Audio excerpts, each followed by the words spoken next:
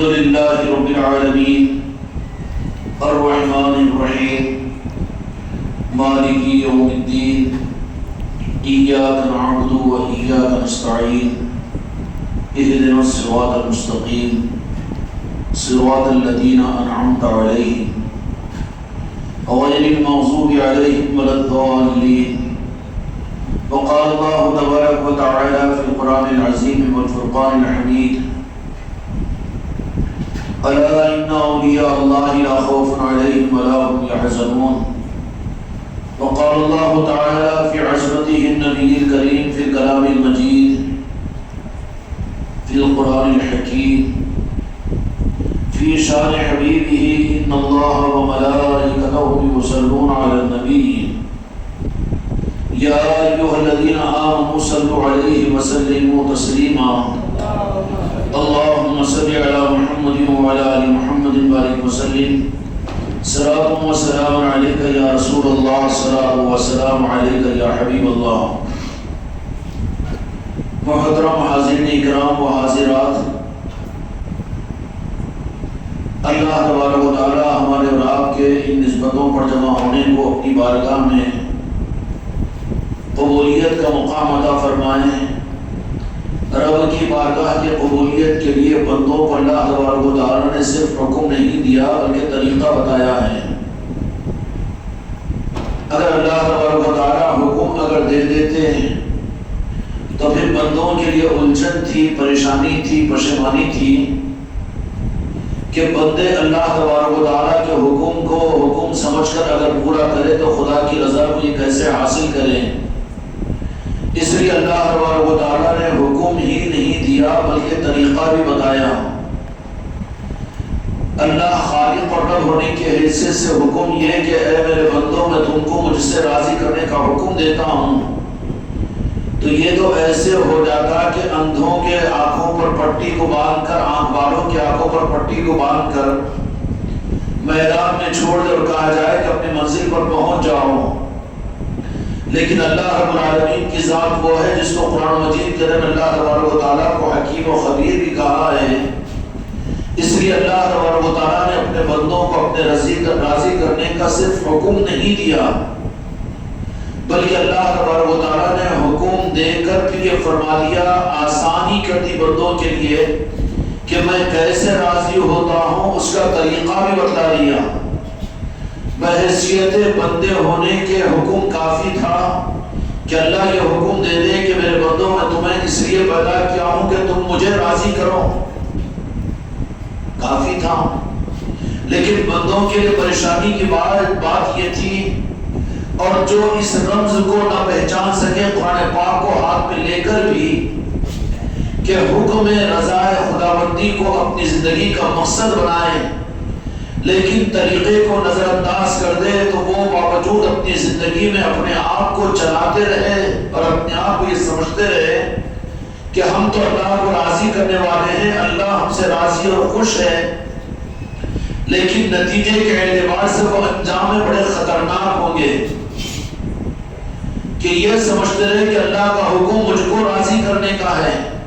عمومی طور پر ہر مسلمان اس وقت میں ان دینی علوم کی وجہ سے اور بیانات اور تفسیروں اور تقریروں اور مسلکوں اور جماعتوں کی وجہ سے تقریباً مسلمانوں کے ذہن کے اندر میں یہ بات کوئی اجنبی نہیں ہے کہ اللہ کو راضی کرنا چاہیے، اس میں کوئی اختلاف نہیں ہے۔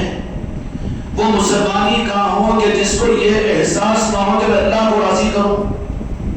اللہ کو راضی کرنے کا احساس ہر ایک کو ہے۔ اس مقصد کے اعتبار سے جو سارے مسلمان بالکل ایک ہے بلا اختلاف کہ ہر مسلمان یہ کہے گا کہ اللہ کو راضی کرنا چاہیے، لیکن سارے قرآن پاک کی رہبری اور ساری شریعت کی رہبری اور اللہ تبارک و تعالیٰ کا اپنے بندوں پر مہربانی کا وہ راستہ کہ اللہ کیسے راضی ہوتا ہے، اس کا طریقہ اللہ تبارک و تعالیٰ نے قائم فرما دیا، اور اللہ نے فرما دیا کہ میں اپنے راضی ہونے کے طریقے پر چلنے پر میں راضی ہوں گا، اور جو مجھے راضی کرنے کی فکر کرے اپنا مقصد بنائے لیکن راستہ اگر وہ اختیار نہ کرے تو میں اس کو اپنے راضی ہونے کا پروانہ نہیں دوں گا، بلکہ میرا غضب اور میری پھٹکار اور میری طرف سے وہ قیامت تک لعنتی ہوگا۔ ہمارے اور آپ کی عام مسلمانوں کا مقصد کہ اللہ کو راضی کرنا چاہیے، کیوں ہے کہ نہیں، اس میں کوئی اختلاف نہیں۔ کسی بھی مسلمان سے، چاہے کسی مسلک و جماعت کا کیوں نہ ہو، ہندوستان کا رہنے والا ہو کہ امریکہ کا رہنے والا ہو کہ سعودی عرب کا رہنے والا ہو کہ بحرین کا رہنے والا ہو کہ عراق کا رہنے والا ہو کہ بغداد شریف کا رہنے والا ہو، اور چاہے انگلینڈ کا رہنے والا ہو کہ برطانیہ کا رہنے والا ہو کہ فرانس کا رہنے والا ہو، لیکن جو مسلمان ہے وہ کہے گا کہ یقیناً اللہ کو راضی کرنا چاہیے۔ لیکن چوک کہاں پر ہوتی ہے؟ پھر اللہ تبارک و تعالیٰ نے یہ مقصد تو رکھ دیا کہ میرے بندو، تم کو میں نے دنیا میں پیدا اس لیے کیا کہ میں تم مجھ کو راضی کرو۔ وَمَا خَلَقْتُ الْجِنَّ وَالْإِنسَ إِلَّا لِيَعْبُدُونِ، کہ میں پیدا ہی تمہیں اس لیے کیا ہے، تم کو اور جنوں کو، کہ میں جس سے راضی ہوتا ہوں اس پر اپنی زندگی کو چلاؤ۔ تو مقصد میں تو سارے مسلمان عالم اور جاہل، دیہات کا ہو کہ پڑھا لکھا ہو کہ قصبے کا رہنے والا ہو کہ ان پڑھ اور دیہاتی ہو، لیکن بحیثیت مسلمان وہ کہے گا کہ اللہ کو راضی کرنا چاہیے۔ کوئی ایک مسلمان بھی ایسا نہیں، وہ مسلمانی کہاں ہے کہ جس کا مقصد یہ نہ ہو کہ اللہ راضی ہو جائے۔ تو پھر کیا اللہ کی رضا کی منزل سب کو مل جائے گی؟ جبکہ قرآن مجید یہ کہہ رہا ہے، قرآن مجید اور حدیث کے اندر بھی یہ بات ملتی ہے کہ مسلمان جہنم میں جا سکتا ہے، نمازی نماز پڑھ کر بھی جہنم میں جا سکتا ہے۔ فَوَيْلٌ لِّلْمُصَلِّينَ الَّذِينَ هُمْ عَنْ صَلَاتِهِمْ سَاهُونَ، اور حدیث پاک میں بھی ہے، بخاری شریف کی حدیث بھی ہے کہ اللہ تبارک و تعالیٰ قیامت کے میدان میں، قیامت میں پہنچنے والے انسانوں کے اندر سب سے پہلے 3 قسم کے لوگوں کو اس مجمع کے اندر سے نکال دیں گے۔ بخاری شریف کی حدیث ہے یہ کہ ایک تو عالم ہوگا اور ایک سخی ہوگا اور ایک شہید ہوگا، ان کو مجمع میں سے نکال لیا جائے گا اور نکال کر اللہ تعالیٰ حکم دیں گے کہ پہلے کو جہنم میں داخل کرو۔ وہ کہیں گے کہ ہم عالم، ہم سخی، ہم شہید، علم دنیا میں چلتا ہے شریعت کی خدمت کے لیے، اور ظاہری طور پر شریعت محمدی کی حفاظت کے لیے جہاد ہوتا ہے جہاں شہادت ہوتی ہے، اور ظاہری طور پر شریعت کے نظاموں کے چلانے کے لیے پیسے اور مال اور اسباب کی ضرورت ہوتی ہے جس میں سخیوں کا دخل ہے۔ بخاری شریف میں امام بخاری رحمۃ اللہ علیہ نے یہ حدیث پاک کو نقل فرمایا کہ 3 آدمیوں کو سب سے پہلے نکال کر، ایک تو ہوگا سخی اور ایک ہوگا عالم اور ایک ہوگا شہید، اور یہ تینوں کا تعلق شریعت کی خدمت سے ہے، کیونکہ شریعت جو چلے گی وہ علماء کے علم کی خدمتوں کے ذریعے سے چلے گی۔ مسجدوں کو امام ملے دفنانے کے لیے، مردوں کو کفنانے کے لیے، اور اسی طریقے سے پیدا ہو تو اذان کے لیے، دین سکھانے کے لیے، مدارس دینیہ اور علوم اور علماء کی خدمت قابل قدر ہے، اس کا انکار نہیں۔ لیکن ان علم کی خدمت والوں کے ساتھ میں اللہ تبارک و تعالیٰ نے بتلا دیا کہ پوری زندگی علم کی خدمت، شریعت کی خدمت کرتا رہے، لیکن رب ان کو قیامت کے، سب کو نہیں، جو بات عرض کرنا چاہ رہا ہوں ذرا دھیان کے ساتھ میں سننا کہ مجمع میں سب سے پہلے علماء کو، الزام میرا نہیں ہے، بخاری شریف کی حدیث عرض کر رہا ہوں، حوالہ آپ خود دیکھ سکتے ہیں، سب سے پہلے عالم کو نکالا جائے گا۔ پھر عالم سے کیا دنیا میں کام لیا گیا تھا کہ نعوذ باللہ وہ دنیا میں مسلمان اور عالم ہو کر دھوکہ دے گا، زنا کرے گا، وہ شراب پیے گا۔ عالم کس کو کہا جائے گا؟ جس کو حدیث میں عالم کہا کہ جن کی زندگی علم کی خدمت میں گزری، حدیثوں کے سنانے میں، تقریروں کے کرنے میں، مدرسوں کے چلانے میں، اور حدیث و قرآن کے پڑھنے پڑھانے میں، انہیں کو تو عالم کہیں گے۔ لیکن یہ کون سا رخ ہے کہ بخاری شریف کی حدیث کے مطابق سب سے پہلے مجمع میں سے عالم کو نکال لیا جائے گا؟ کیوں کہ وہ شریعت اور دین کی خدمت گزار ہے، لیکن نکال لیے جائیں گے، جہنم میں پہنچا دیے جائیں گے۔ اور دوسرے شریعت کی خدمت اور دین کی خدمتوں کے لیے کیوں اس وقت میں موجودہ زمانے میں امت کے لیے جو سب سے بڑا فتنہ ہے اللہ کی رضا سے کسی کو انکار نہیں ہے، اور ہر ایک مسلمان چاہتا ہے، ہر مسلک اور ہر جماعت والا یہ چاہتا ہے، یہ بات بتاتا ہے کہ اللہ کو راضی کرو۔ اور یہ آواز کعبۃ اللہ کے اس منبر سے اور میدان عرفات کے اس مسجد نمرہ کے خطیب سے لے کر ایک دیہات کے مسجد کے جاہل امام تک کہ اللہ کو راضی کرنا چاہیے، لیکن یہ چیز اللہ کو راضی کرنا چاہیے یہ نیت ہے، لیکن یہ مسئلہ کہ اللہ راضی کن سے ہوگا یہ طریقت ہے۔ شریعت یہ کہ اللہ کو راضی کرنا ہے، کرنا چاہیے، نیت بہت اچھی ہے، اس نیت کے بغیر مسلمان نہیں بن سکتا، اس لیے کہ مسلمان کا زندگی کا مقصد اللہ کی رضا کے بغیر اپنی دنیا کا بنانا، اپنی چاہتوں کا پورا کرنا، اپنے ملکوں کے حدود کا بنانا اور اپنی زندگی کو سکون کے ساتھ میں گزارنا اور اپنے لیے محلات اور وائٹ ہاؤسوں کو بنانا یہ مقصد نہیں ہو سکتا۔ مسلمان ہے تو اس کا مقصد اللہ کی رضا ہونا چاہیے، تو ہی مسلمان ہے۔ سمجھ میں آئی بات؟ اور مسلمان ہو اس کے لیے شریعت ضروری ہے۔ اب شریعت کی خدمتوں کے لیے سب سے پہلے تو شریعت کو ضرورت پڑے گی علم کی، شریعت کو ضرورت پڑے گی علم والوں کی، علماء کی، محدثین کی، مفسرین کی۔ شریعت کی خدمت گزار ہے اور ضروری ہے، بڑا اعزاز ہے ان کے لیے، لیکن ان میں جن کا رخ وہ نہیں کہ جو اس علم کی خدمت کو، اس حدیث کی خدمت کو، قرآن و حدیث کی تعلیمات کو انسانوں تک پہنچانے کے لیے انہوں نے خدا کی رضا کو تو سامنے رکھا، لیکن خدا کے راضی ہونے کے طریقے کو معلوم نہیں کیا اور اس طریقے کو اپنے مزاج کی وجہ سے اختیار نہیں کیا، تو پوری زندگی علم کی خدمت کے باوجود بھی حدیث پاک اور بخاری شریف کے حدیث کے مطابق میں کہ خدا ان کو انجام کے لباس جہنم میں داخل کرے گا۔ خلاصہ فرمائے امام بخاری رحمۃ اللہ علیہ نے کہ کیوں کہ اللہ کہے گا، یہ کہے گا کہ میں تو علم والا تھا، میرے علم سے اسلام کو فائدہ پہنچا، میں نے حدیث کی خدمت کی، میں نے مسجد کے ممبروں پر بیٹھ کر حدیث کو بیان کیا، حدیث کی کتابیں لکھی، تقریر کیا، واعظ و نصیحت کی، مسلک اور جماعتوں کو دنیا نے چلایا۔ اللہ کہے گا کہ تو نے جس مقصد کے لیے کیا تھا، مقصد ہم جانتے تھے کہ تیرا مقصد کسی نہ کسی درجے میں سامنے آ جاتا تھا، اور وہی تیرا غلط مقصد حق کی راہ میں رکاوٹ بنتا تھا۔ کہ کون سا مقصد؟ کہ مقصد ہمارے خوشنودی کے لیے اگر للہ فی اللہ ہوتا تو تو ضرور یہ معلوم کرتا کہ مجھے راضی کرنے کے لیے راستہ بھی میں جس سے راضی ہوتا وہ اختیار کرتا، اور تو نے اپنے مقصد باطل کی وجہ سے مقصد تو مجھ کو راضی کرنا کیا، لیکن تو نے اپنے مزاج کے مطابق مجھے راضی کرنا چاہا، میں راضی نہیں ہوتا، میں راضی ہوگا، مجھے راضی کرنے کے لیے بھی ضروری ہے کہ میں جس سے راضی ہوتا ہوں اس راستے کو تو اختیار کر، لیکن تو نے وہاں پر اپنی غرض کو لایا کہ مقصد تو ہے کہ خدا کو راضی کرو، علم کی ترویج ہو، علماء بنے، مدارس دینیہ چلے، تحریکیں چلے، کتابیں لکھی جائے، تفسیر بیان کی جائے، علماء سے مسجدوں کی سجع رونقیں ہو، اور پھر یہاں سے لے کر وہاں تک دین کی خدمات ہو، جو قابل قدر، قابل انکار نہیں، خدا کی قسم قابل قدر ہے وہ۔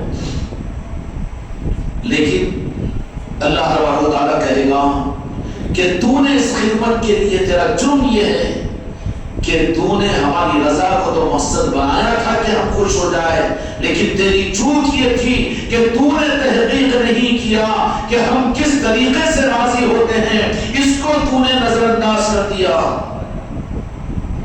پوری زندگی تو نے کوشش کی، لیکن پوری زندگی تو کوشش کی اور تیری زندگی کا مقصد تو بولتا رہا کہ اللہ کو راضی کرو، اللہ کو راضی کرو، لیکن تو نے یہاں پر اپنی غرض کو سامنے لا دیا کہ اللہ کو راضی کر لیں گے۔ پھر وہ بات قرآن کے اندر اللہ نے جو فرمائی، حدیث میں جو فرمائی کہ میں راضی کس سے ہوتا ہوں، اللہ تبارک و تعالیٰ سے، تو اب وہاں پر اپنے مزاج کے بگاڑ کی وجہ سے اس نے اپنے غرض کو سامنے لا دیا کہ یا اللہ میں تجھے راضی کرتا ہوں، میرا مقصد ہے، باقی اس طریقے سے جس سے تو راضی ہوتا ہے ذرا مجھے گنجائش دے دے، 15ویں صدی کا میں مسلمان ہوں، 15ویں صدی کا پیر بنا ہوں، 15ویں صدی کا عالم بنا ہوں، 15ویں صدی کے اندر میں امام بنا ہوں، مجھے رخصت دے دے، تو راضی ہو جا، لیکن تیرے طریقے سے، تیری مرضی سے نہیں، بلکہ مجھے میرے مرضی سے تجھے راضی کرنے کا موقع دے دے۔ پھر کیا یہ غرض جب آ جاتی ہے تو پھر یہ غرض ہی تو حدیث پاک میں نفس کہا گیا۔ نفس اپنی چاہت، اپنی مرضی سے، خدا کی رضا بھی چاہے، خدا کی مرضی کے بالمقابل اپنی مرضی سے خدا کی رضا چاہے، یہ ہے نفس۔ اور اس نفس کے ساتھ میں یہ ہے، اس نفس کشی کو یہ تیار نہیں، عزت ملے، پھول کے ہار ملے، لوگوں کی دہشت و تعریف اور طاعت ہو اور سب کچھ ہو، لوگ مجھے اچھا کہے، مجھے عالم کہے، مجھے مقرر کہے، مجھے پیر کہے۔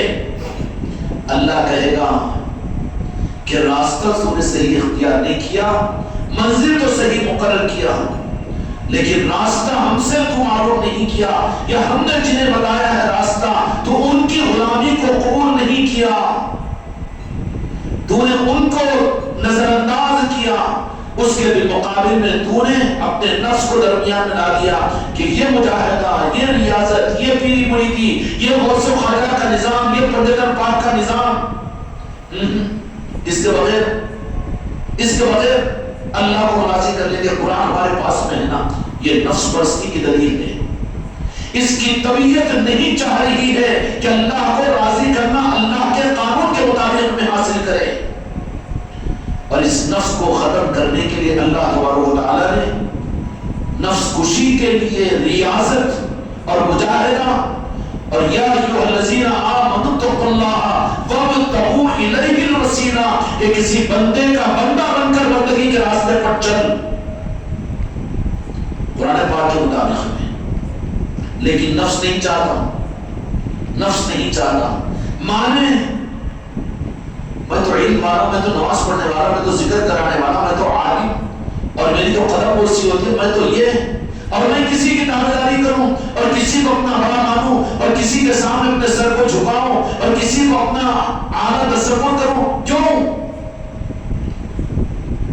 یہی وہ نفس ہے۔ اب میں سوال کرتا ہوں آپ سے کہ شیطان کون تھا؟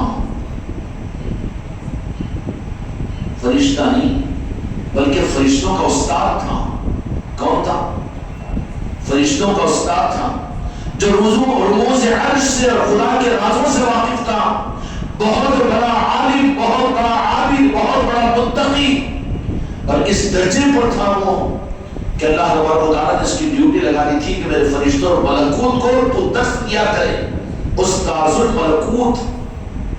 ہاں، ان سب کے باوجود شیطان کیوں بنا؟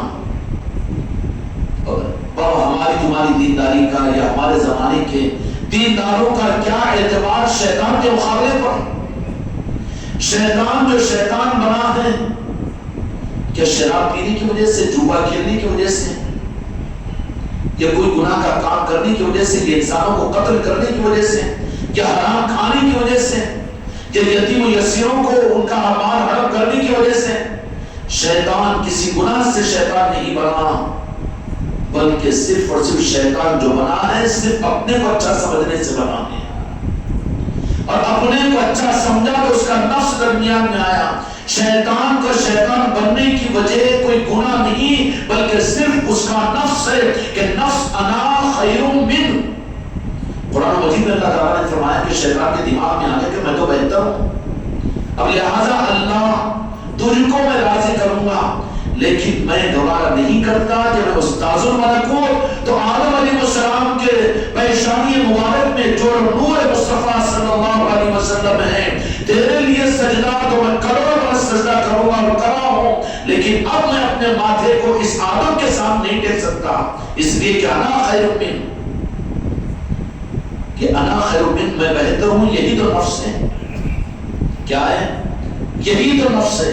یہی نفس لاکھوں برس کی عبادت کے باوجود شیطان کو شیطان بنا دیا، تو 60 70 سال 100 سال کی یہ پھسپھسی عبادتیں اور یہ ڈپلیکیٹ عبادتیں کہ ظاہر میں کچھ باطن میں کچھ، مقاصد دنیا کے لیے ہماری عبادتیں اور یہ دکھاوے کی یہ دینداریاں خدا کی بارگاہ میں مقرب بنائیں گی کہ مردود بنائیں گی؟ اور پھر ان عبادتوں کا اثر کیا ہوتا ہے؟ ان عبادتوں کا اثر یہ ہوتا ہے کہ آدمی اپنے کو عبادت گزار سمجھنا شروع کرتا ہے. میں نمازی ہوں، میں علم والا ہوں، میں اللہ والا ہوں، میں ذکر کرانے والا ہوں، میری تقریر سے لوگوں کو یہ اثر ہوتا ہے، میرے لٹریچر سے لوگوں کو اتنا فائدہ ہوتا ہے، دین میری وجہ سے دنیا میں زندہ ہو رہا ہے، اور گلی گلی قریہ قریہ میری وجہ سے دین زندہ ہو رہا ہے. میں یہی تو نفس ہے. یہی نفس شیطان کو کروڑوں برس کی عبادت کے باوجود مغرور بننے کے بجائے مردود کر دیا. اگر وہی مرض تمہارے میرے اندر میں اگر پیدا ہو جائے تو محبوب بنائے گا کہ مردود کرے گا. کیا کرے گا؟ کہاں ہے مٹی، کہاں کدھر ہے؟ اگر احساس ہو جائے تو اس مرض سے اپنے کو نکالنے کے لیے جب ڈیٹیکٹ ہو جائے مرض، علاج شروع کرو، نیت شروع کرو. علاج اس کا نماز نہیں ہے، علاج اس کا تقویٰ اور طاعت نہیں ہے، علاج اس کا تسبیح پڑھنا نہیں ہے، قرآن پاک کی تلاوت کرنا نہیں ہے، وہ تو حکم ہے.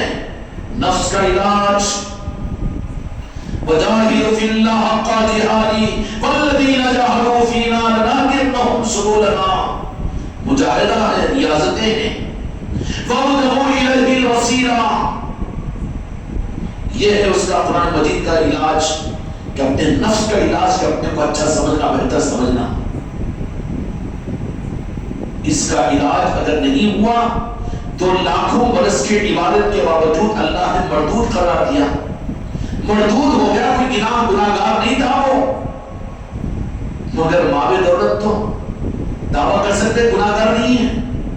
ایک سجدہ بھی ایسا ہے کہ جو رب کی شان شان ہو، پھر یہ حماقت میں پڑ جائے نہیں ہم اللہ کو راضی کر رہے اس لیے کہ قرآن ہمارے پاس میں ہے. قرآن تیرے پاس میں ہے لیکن تیرا نفس جو ہے تو قرآن کے مطابق میں اللہ کو راضی کرنے کا راستہ اختیار نہیں کر رہا ہے. جہاں تیرا نفس آ جاتا ہے، شیطان نے سب کچھ مشاہدہ کر کے، شیطان کی نظروں کے اندر میں مشاہدہ تھا، وہ غیب کا نہیں تھا مانگا. رب کا نظام اس کے سامنے کھلا ہوا، عرش کا نظام اس کے سامنے کھلا ہوا، ملکوت اور فرشتوں کا نظام اس کے سامنے کھلا ہوا. مشاہدے کا ایمان تھا اس کے پاس میں، لیکن اس کے باوجود اس نے یہ چوک کی امت اور انسانیت کو بتانا تھا. اللہ کو سجدے، اللہ کی عبادت کیسے کرتا تھا ہوگا شیطان؟ روئے زمین کے اوپر ایک ذرہ ایسا نہیں ہے جہاں پر شیطان نے سجدہ نہ کیا ہو. بڑی بڑی خدمتوں کا مسئلہ آتا جہاں فرشتے کہتے، معذورت کر لیتے کہ یا اللہ یہ خدمت ہمارے بس کی بات نہیں، تو پھر مسٹر عزازیل آتے. شیطان کا نام پہلے، پرانا نام عزازیل، جبرائیل، اسرائیل، اسرافیل، ایسے ہی پہچانا دے گی نہیں ہے عزازیل.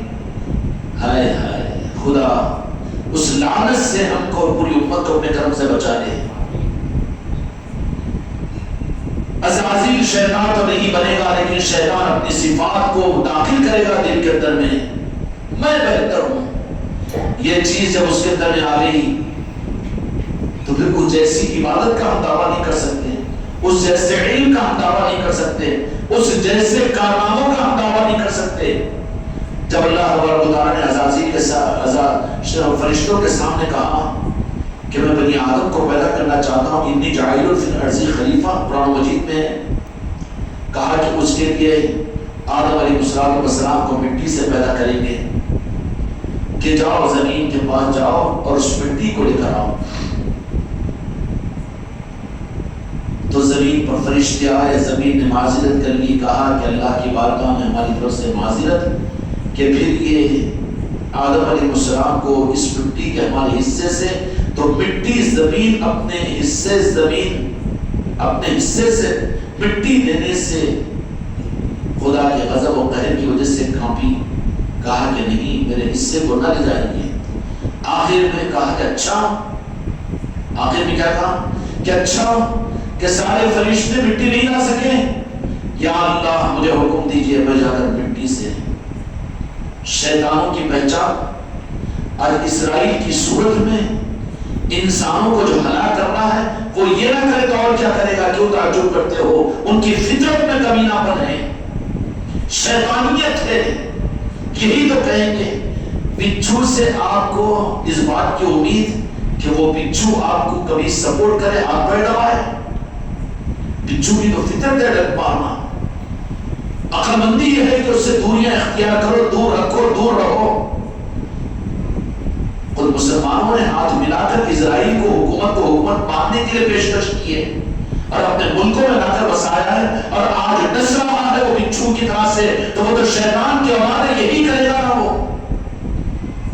شیطان نے کہا کہ اچھا اس خدمت کو میں کروں گا، چنانچہ زمین پر آیا اور زمین پر متکبرانہ انداز کے درمیان آیا، آ کر زمین کے اوپر سے ایک حصے کو مٹھی کو کھینچا، زمین وہاں بلک رہی ہے، کہا کہ نہیں، دوست اللہ کا حکم ہے۔ جیسے آج اسرائیل بھی کہہ رہا کہ نبیوں کی اولاد ہے، ہمارے پاس میں تورات ہے، کہہ رہا کہ نہیں کہہ رہا؟ کہہ رہا ہے، لیکن نہیں کیا ہے؟ شیطانیت ہے۔ شیطانیت اپنے روح کو بدلتی ہے ہر زمانے کے اندر میں۔ کسی وقت میں یہی شیطانیت میرے آقا کے مولا فرمان، میرے آقا کے حیات ظاہرہ میں یہ شیطانیت منافقوں کے اندر میں تھی، اور اس کے بعد میں آپڈیٹ بھی یہی شیطانیت پھر یزیدیوں کے اندر میں آئی، آپڈیٹ بھی۔ اور شیطانیت کا پہچاننے کا فارمولا بتا دوں، اللہ کو مانیں گے لیکن مصطفیٰ کی بے ادب ہوں گے۔ شیطانیت کا فارمولا، سجدہ کرنے کا حکم دیا تو انکار شیطان کیوں کیا؟ اللہ کا حکم ہے سمجھتے اس کے لیے انکار نہیں کیا، بلکہ صرف تعظیم مصطفیٰ کے لیے انکار کیا۔ میرے آقا کے حیات ظاہرہ میں شیطانیت کا گروہ منافقین کا تھا کہ جن کو قرآن قبول، جن کو مدینے کے نمازیں قبول، جن کو جہاد قبول، جن کو روزہ قبول اور جن کو زکوٰۃ قبول، لیکن جہاں میرے آقا کی تعظیم اور میرے محبوب کی محبت کا مسئلہ آتا وہاں پر آنکھوں کو پھرا دیتے تھے۔ منافقوں کی پہچان اور شیطانیت کی پہچان، جب اور شیطانیت ہی کے چولے کو ہم حضرات کو آگاہ کر دیں گے۔ حضور پیارے پیر غوث اعظم دستگیر رحمۃ اللہ علیہ کی ذات، جن کی نسبت کی محفل کے لیے یہاں پر جمع ہوئے ہوں، ان کو اللہ تبارک و تعالیٰ نے محی الدین فرمایا ہے، دین میں جان ڈالنے والے، دین میں جان ڈالنے والے ہیں۔ جسم ہوگا لیکن بے جان ہو جائے گا، اسلام ہے لیکن بے جان ہے، تو پھر اصل میں اسلام کی روح کیا ہے؟ اسلام کی روح کیا ہے؟ قرآن و حدیث سے اگر پوچھیں گے تو اللہ تبارک و تعالیٰ بتائے گا کہ اسلام کی روح کیا ہے، اسلام کی روح کیا ہے۔ شیطان نے انکار نہیں کیا۔ حضرت آدم علیہ السلام کے جسم خاکی کو بنانے کے لیے شیطان بڑے ظالمانہ انداز کے اندر میں، آج دنیا ہو رہی ہے کہ جو ہے مقابلے کے اوپر ان کے ساتھ میں کرو، لیکن ان معصوم بچوں کو فلسطین کے ساتھ میں کیوں، اور ان معصوم عورتوں کے ساتھ میں یہ ظلم کیوں؟ دنیا چیخ رہی ہے، لیکن خون اترایا ہے، شیطان اترایا ہے۔ شیطان کی اولاد اور شیطان کا وہ خون اور شیطانیت قیامت تک رہے گی، اپنا چولہ اور اپنا بدن بدلتے جائے گی، اپنی پہچان الگ کرے گی، اور شیطانیت کو پہچانیں گے رحمان والے، شیطانیت کو پہچانیں گے صرف رحمان والے۔ عام لوگوں کے بس کی بات نہیں، یہ عام دین کے خدمت گزاروں، علماء اور مفتیان اکرام اور محدثین کے بس کی بات نہیں۔ شیطانیت کو پہچاننے والے عارفین اور اولیاء ہوتے ہیں ہر زمانے کے اندر میں۔ یہ کام ان کا نہیں ہے، یہ کام ان کا نہیں ہے۔ جن کا جو کام ہے وہ اپنا کام کرے، خواہ کے دوسروں کے کاموں میں ٹانگیں نہ اڑائے۔ انجینئرنگ کا کام کرے، بناؤ امریکہ کے 500 منزلہ عمارتوں کو بناؤ، تمہارا کام ہے۔ لیکن تم بڑے انجینئر، تو اس کا مطلب یہ نہیں کہ کسی کارڈیالوجسٹ کے پاس میں جا کر ڈاکٹر کو ہٹا کر خود آپریشن کرنا شروع کرو ہارٹ کا، وہاں تو مر جائے گا۔ اس لیے شیطانیت کو پہچاننا یہ کتاب والوں کا، شریعت ظاہری خدمت والوں کا، ان کا کانسیپٹ ہی نہیں ہے۔ یہ شیطانیت کا پہچاننا یہ صرف رحمان والوں کا کام ہے۔ کون سی قرآن پاک کی آیت؟ فَاسْأَلُوا الرَّحْمَنُ خَبِيرًا، کہ اللہ کا پتا تو ان سے پوچھو جو اللہ سے باخبر ہے. قرآن پاک میں اللہ تعالیٰ فرمایا مگر اس زمانے کے یہ مسلمان کو جو شیطانیت کے اثرات کو لیا ہوا ہے، اپنے کو کچھ سمجھ رہا ہے اور اپنے آپ کی انانیت اور نفس کا بلندہ بنا ہوا ہے، وہ کہتا ہے کہ ہم کو کیا ضرورت ہے ان کے پاس میں جانا جو اللہ کو پہچانتے ہیں. اللہ کو پہچاننے والے اللہ کے دوست، اور اللہ کے دوستوں کو قرآن نے کیا کہا؟ الا ان اولیاء اللہ لا خوف علیہم ولا هم يحزنون. قرآن پاک کی آیت ہے نا. اچھا دوستوں سے زیادہ ذات کو کون پہچانتا ہے؟ دوستوں سے زیادہ بولو ایمانداری کے ساتھ بولو. بعض اوقات تو باپ بھی ہوگا بیٹے کی حقیقت اگر معلوم کرنے کی اس کو اگر معلوم نہیں ہو رہی ہوگی تو وہ بھی کہے گا کہ میرے بیٹے کے دوستوں سے مجھے معلوم ہوگا. اللہ تعالیٰ کی حقیقت بھی علم والوں کو، کتاب والوں کو، یہ تحریر اور تقریر والوں کو کیا معلوم ہے؟ خدا کی قسم اللہ کی حقیقت تو رحمان جن کو اپنا بنایا ہے، اپنا دوست بنایا ہے، قیامت تک اللہ کے دوستوں کو معلوم ہوگا کہ اللہ کی حقیقت کیا ہے، اللہ کی ذات کیا ہے، اللہ کی منشا کیا ہے. اپنے دوستوں کو اللہ تبارک و تعالیٰ نے یہ رموز عطا فرماتا ہے. اور کس معنی میں؟ ایک ہے رحمان اور ایک ہے شیطان، اور درمیان میں ٹٹ پنجا انسان. کیا ہے؟ اب انسانی کہے نہ شیطان کی ضرورت نہ رحمان کی ضرورت، تو کتنا بڑا فتنہ ہے یہ. نہیں میری مانو میں پیر ہوں، میں عالم ہوں، میں مسلک کا بانی ہوں، میں جماعت کا امیر ہوں، تو تیرا وجود خود کے وجود کو جو ظاہر کرے وہ شیطانیت ہے. خود کو مٹا، خود ہی کو مٹا تو خدا ملے گا. اور یہ تعلیمات کہیں اور نہیں ملے گی، کسی مسئلے کو جماعت میں نہیں ملے گی. یہ تعلیمات خدا کی قسم یہ آل محمد آل رسول میں ملے گی، یہ غوث و خواجہ کے نظام میں ملے گی. خود ہی کو مٹانے کا نظام کہیں اور نہیں ہے، خود ہی کو مٹانے کا. اس لیے میں نے عرض کیا نا کہ ڈاکٹروں کو ڈاکٹروں کا کام کرنے دو، انجینئروں کو انجینئروں کا کام کرنے دو. یہ ڈاکٹروں کا یہ نظریہ بھی غلط کہ انجینئروں کی ضرورت نہیں ہے، تیرے کو رہنے کے مکان کے لیے تو انجینئرنگ کی ضرورت پڑے گی، بات الگ ہے. ورنہ جھاڑ کے نیچے تیرا گزارنا ہو جائے گا، یہ بات بھی الگ ہے. سمجھ میں آئی بات؟ لیکن انجینئر کے لیے اگر حالات نامساعد ہو جائے تو پھر ڈاکٹر کی ضرورت ہو بغیر ضرورت اس کو پڑے گی. انجینئر کو، انجینئر کو ڈاکٹر کے بغیر نہیں. ہاں ڈاکٹر بغیر انجینئر کی بھی زندگی گزار نہیں سکتا ہے. ایسے ہی اہل شریعت کی جتنی خدمات ہے ہمارے سر آنکھوں پر مدارس دینیہ، دین کی تبلیغ اور دین کی تصنیف و تعلیم اور سارے نظام سر آنکھوں پر. لیکن اس کے بغیر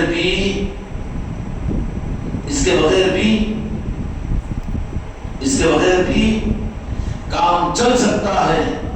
جنگلوں کی تنہائیوں میں بیٹھ کر جس کو 5 وقت کی نماز کے مسائل معلوم نہ ہو لیکن وہ خدا کا محبوب اور خدا کا دوست بن سکتا ہے. سمجھ میں آ رہی بات؟ شیطان نہیں بنے گا، وہ اللہ کا دوست بنے گا. اس لیے کہ دوستوں سے محبت کے راستے کو اس نے اختیار کیا. بالمقابل اس کے کہ سارے نظام، ظاہری نظام اس کے پاس میں ہو، عبادات کا بڑا لمبا نظام اور سارے علم کا سارا بڑا نظام، قابل قدر اس کا انکار نہیں کر رہا ہوں، اس کی توہین نہیں کر رہا ہوں. لیکن ان سب کے باوجود بھی اگر اس کی غرض، اس کا نفس اور اس کی انانیت، اس کا تکبر، یہ شیطانیت اگر آ جائے تو رب کہے گا کہ اس کے ساتھ میرے پاس میں مقبول نہیں ہے، تم مردود ہے. اللہ اپنے کرم سے ہم کو اور تم کو ساری امت کو مردودیت کے راستے سے بچائے. تو یہاں کے مالک میرے آقا کی ذات حیات ظاہرہ کے اندر میں اس زمانے میں رحمان کا قرآن تھا، رحمت للعالمین موجود تھے، سب کچھ بھی تھا، لیکن شیطانیت کہاں چھپی تھی؟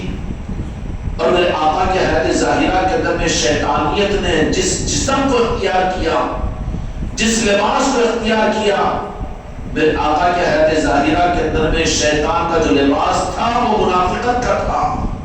کائے کا تھا؟ منافقت کا تھا. مسجدوں کی صفوں میں سب سے اول، علم کے میدانوں میں سب سے اعلیٰ.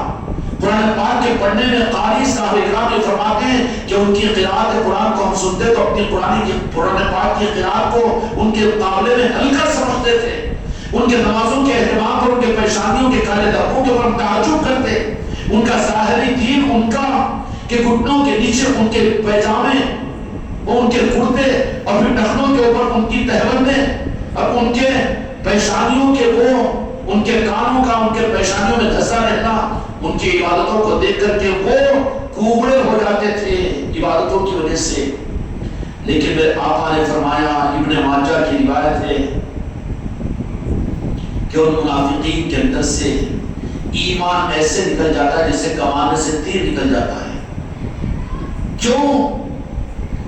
کہ میرے آقا کے حیات ظاہرہ کے اندر میں شیطانیت کے جسم اور شیطانیت کی پہچان اور شیطانیت کا چولا جو اختیار ہوا ہے وہ منافقت کا تھا۔ سمجھ میں آئی بات؟ اور اس منافقت کو پہچاننے والے رحمان کے خاص بندے تھے۔ کون تھے؟ رحمان کے خاص بندے۔ تمام صحابہ کرام رضی اللہ اجمعین، حالانکہ صحابہ ان کے عظمت سماعتوں پر تمام دنیا کے اولیاء خدا کی قسم ایک ادنا صحابی کے مقام تک نہیں پہنچ سکتے۔ یہ عقیدہ ہے اہل سنت والجماعت کا، اور بالکل پکا عقیدہ ہے کہ تمام دنیا کے اولیاء کے ادنا صحابی کے مقام تک نہیں پہنچ سکتے، لیکن تمام صحابہ بھی یہ دعویٰ نہیں کیے ہم اس زمانے کے شیطان کے دوبارہ اوڑھے ہوئے منافق کو نہیں پہچان سکتے، نہیں پہچان سکتے۔ وہ صحابہ کرام رضی اللہ تعالی علیہم اجمعین بھی میرے آقا نے ایک اسکیل ڈیڈکٹ رپورٹ لینے کے لیے دی تھی صحابہ کرام کو۔ کون سی دی تھی؟ کہ اس سے پہچان لو کہ منافق کون ہے، مومن کون ہے۔ ہر صحابی بھی دعویٰ نہیں کہتا کہ ہم منافق کو پہچانتے ہیں۔ اب آج کے زمانے کی گمراہیت کا عالم یہ کہ ہر ایک اپنے کو اچھا اور دوسرے کو منافق کہہ رہا ہے۔ یہ سب سے بڑے منافق ہونے کی دلیل ہے۔ اپنے بارے میں ماشاءاللہ ہم تو ہماری مسلک، ہماری جماعت پوری دنیا میں، اور ہمارا علم، ہمارے مولانا اور ہمارے علامہ، ہماری تفسیر اور ہمارے دین کی خدمت نہیں پوری دنیا کے اندر میں نہیں۔ دین بڑھا کہ تیری جماعت بڑی، تیرا مسلک بڑھا، تیرا پیر بڑھا کہ تیرے عالم بڑھے، تیرا امام بڑھا کہ تیرا مولوی بڑھا۔ دین کو ردیہ موضوع بنا دیا کس کو؟ کتنا بڑا جرم ہے یہ۔ بہت بڑی ذمہ داری کی بات عرض کر رہا ہوں میرے بچوں۔ میرے آقا کے حیات ظاہرہ کے اندر میں، حیات ظاہرہ کے اندر میں شیطانیت جن لوگوں میں تھی اس گروہ کا نام منافق تھا۔ اور منافق وہ تھے کہ جن کو تمام صحابہ نے بھی یہ دعویٰ نہیں کیا کہ ہم منافقوں کو پہچانتے ہیں، اس لیے کہ پہچاننا مشکل تھا۔ کیوں؟ اعمال کی دوڑ میں اور اعمال کے رخ پر وہ تو صحابہ کرام سے زیادہ آگے بڑھ کر رہتے تھے، کیسے پہچانیں گے؟ اس زمانے میں بھی کنہوں نے پہچانا؟ کنہوں نے پہچانا؟ فَسَلُوا بِهِ خَبِيرًا، کہ جن کو اللہ تبارک و تعالیٰ نے خبر دی تھی۔ اس لیے صحابہ میں ایک مخصوص طبقہ تھا کہ جو منافقوں کو پہچانتے تھے اور عمومی طور پر اسلام کو، اور ایک بات عرض کر دوں، اسلام کو کافر و مشرک و یہود و نصارہ سے اتنا نقصان اسلام کی تاریخ میں نہیں پہنچا جتنا نقصان اسلام کو منافقوں سے ہر زمانے میں پہنچا ہے اور آج بھی پہنچ رہا ہے۔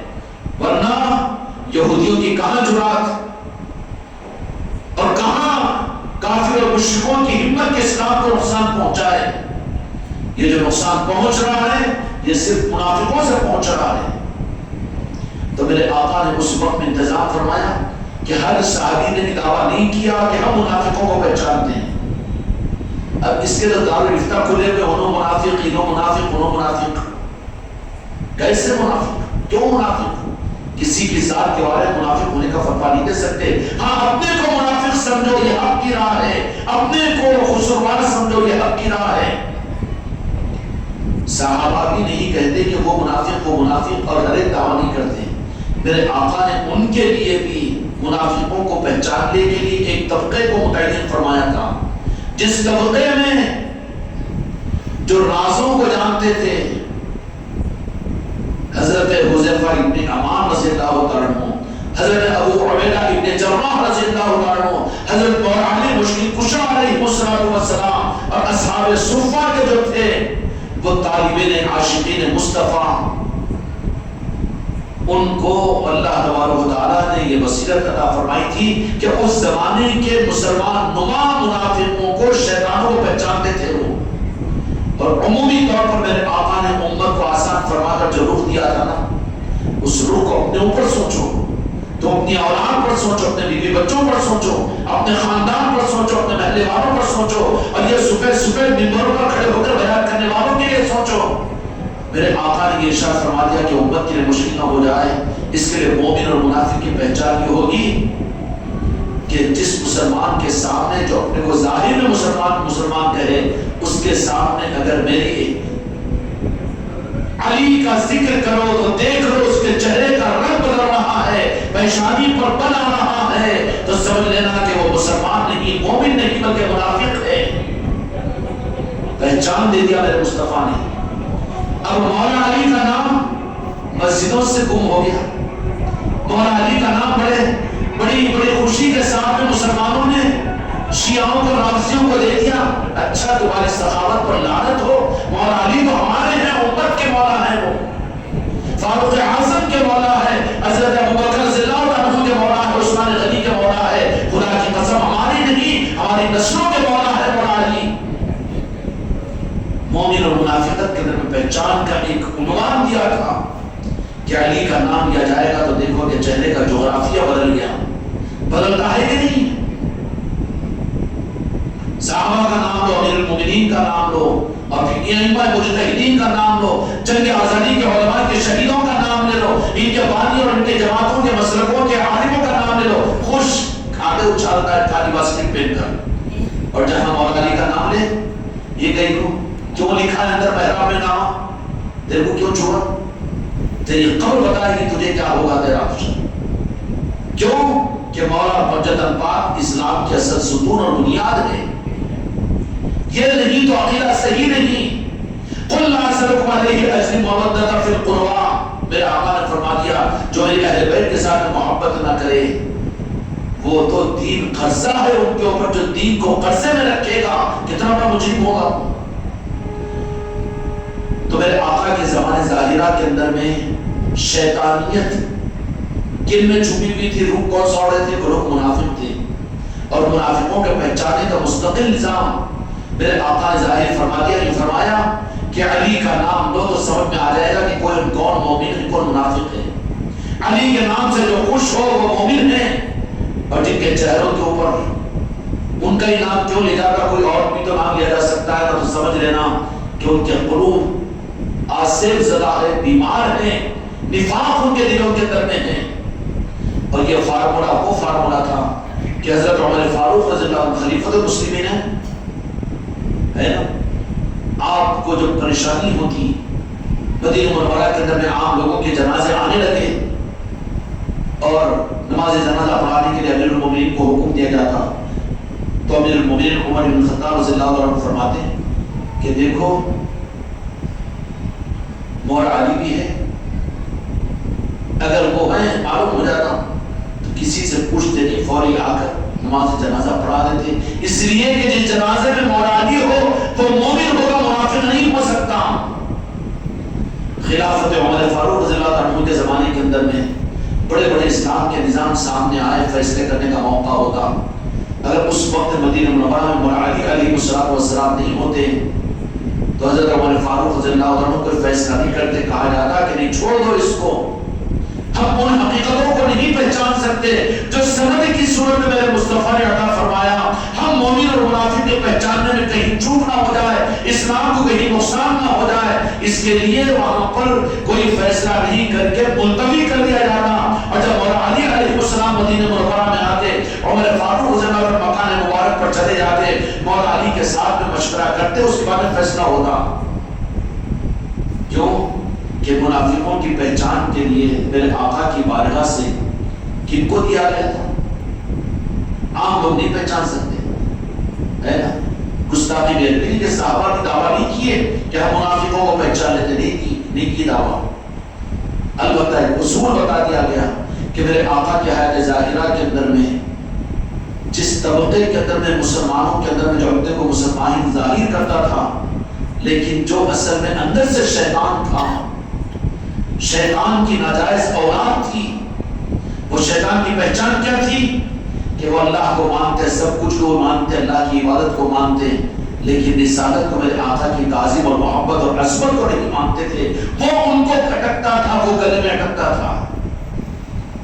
اور آج پہچان مشکل ہو جائے گی نا کہ سب کچھ قبول, جہاد بھی قبول, نماز گلی گلی بھی پڑھانا قبول, پوری دنیا میں سالوں کی قربانیاں دے کر 4-4 مہینے جانا بھی قبول, اور مدارس دینیہ کے لیے کروڑوں روپے لگانا بھی قبول, اور جہاد کے نام پر بمبلاش کر کے انسانوں کو ہلاک کرنا بھی قبول.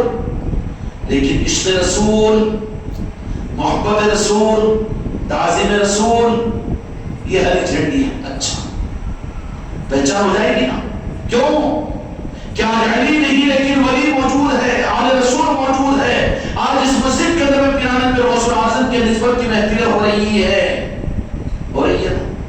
تو کیا یہ سنگ لگے اسی مسجد کے لیے خاص؟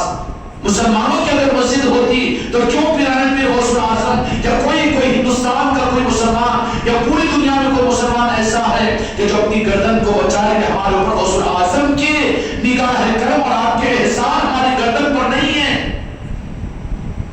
کوئی ایک مسلمان بھی تو نہیں نکلے گا نا ایسا. پھر کیوں اس احسان کے شکرانے میں مسجدیں سونی پڑی ہوئی ہے؟ کہاں ہے پیارے پیر کی یاد کی نسبت کی محفلیں؟ کہاں ہے مسلمانوں کے گھروں میں 11ویں کا اہتمام؟ اور کہاں ہے یاد پیارے پیر غوث اعظم؟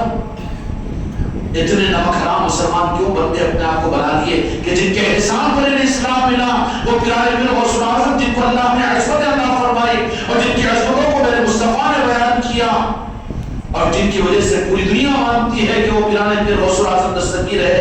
لیکن آج کی نسلیں ہٹلر کو جانتی ہے, برطانیہ کے صدر کو جانتی ہے, ملک کے وزیر اعظم کے نام کو جانتی ہے, لیکن بدنصیب ہے مسلمانوں کی کہ تمہاری میری اولادیں حضور پیارے پیر غوث اعظم کے نام کو نہیں جانتی.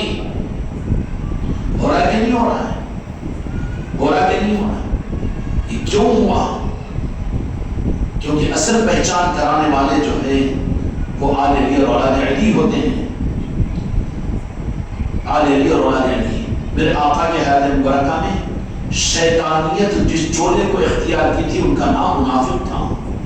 اس کے بعد میں پھر شیطانیت, ملعونیت, لعنتی شیطان اپنے روپ کو بدلتے رہے گا. جب میرے آقا کے دنیا سے پردہ ہو گیا اور خلافت راشدہ کے اندر میں سیدنا ابوبکر صدیق رضی اللہ عنہ, عمر فاروق حضرت عثمان غنی رضی اللہ عنہ کا زمانہ آیا تو پھر شیطانیت روپ بدل کر اب منافقت کا برقع چھوڑ دیا, خارجیت کا برقع اوڑھ لیا کہ نیا ہونا. دھوکے باز عورت کے لیے تو نئے کپڑے چاہیے, نئے برقعے چاہیے, بام فریب میں مبتلا کرنے کے لیے ہوتا ہے کہ نہیں ہوتا؟ ان کو بیوٹی پارلر چاہیے, ان کو اپنے روپ رنگ بدلنے کی ضرورت پڑتی ہے. ایسے ہی منافقوں نے رنگ بدلا شیطانیت جو اصل شیطان کی اولاد تھی. اب خلفاء راشدین کے زمانے کے اندر میں اپنا برقع بدل کر انہوں نے جس برقعے کو استعمال کیا وہ خارجیت تھی. خارجیت تھی. خارجی کون رہے خلافت راشدہ کے زمانے میں؟ جو کلمہ کا پڑھنے والے, قرآن کی تلاوت کرنے والے, جہاد میں رہنے والے, روزے رکھنے والے, علم دین ان کے پاس میں, اور اتنا اللہ اللہ کہنے والے کہ عثمان غنی رضی اللہ عنہ کے زمانے کے اندر میں خلافت راشدہ کے زمانے میں ایک عام طور پر ایک نعرہ دیا گیا, الحکم حکم للہ, کائنات پر صرف اللہ کا حکم چلے گا, اللہ کی کتاب چلے گی. پہچان ہو جائے گی نا جو زیادہ اللہ اللہ کو کہہ رہا ہے. اچھا اللہ کو کہنا تو بہت اچھی بات ہے مگر پہچان کر, اور جو بیٹا فرض کے لیے اللہ اللہ کو بول رہا ہے تو کتنے بڑے خطرے میں پڑا ہے کہ مطلب کے لیے خدا کے ساتھ میں خدا کے سامنے آ رہا ہے, خدا تیرے دل کے راز کو نہیں جانتا. اللہ اللہ کہہ رہا ہے کیوں؟ اپنی مجبوری کے لیے, اپنی غرض کے لیے, تو خدا دھوکہ کھائے گا, بندے تو دھوکہ کھا لیں گے. کس کے سامنے آ رہا ہے؟ مقابلے پر رب کے سامنے. تو خدا تجھ کو اپنا دوست بنائے گا کہ دشمن بنائے گا. تو خلافت راشدہ کے زمانے کے اندر میں شیطانیت کا برقع بدلا. چلو برقع آسان لفظ ہو جائے گا سمجھنے کے لیے آپ لوگوں کو.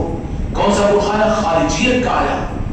اور جن کا برقع کیا تھا کہ جن کا برقع خارجیت کا اس درجے میں کہ وہ اتنا ذکر کرنے والے, اتنا ذکر کرنے والے, ابن لولو جو حضرت عمر فاروق رضی اللہ عنہ کا قاتل ہے, شہید کرنے والا ہے, اس کو جب اس کا ہاتھوں پیر کو کاٹنے جا رہے ہیں تو اس نے کہا کہ صرف ایک بات کا دھیان رکھنا کہ سب کچھ کاٹ لو، سب کچھ کاٹ لو، سنو خانقاہ والو، میرے مرید اور مریدان اچھی طرح سے سن لو، دھوکے میں مت رہو، سب کچھ کاٹ لو۔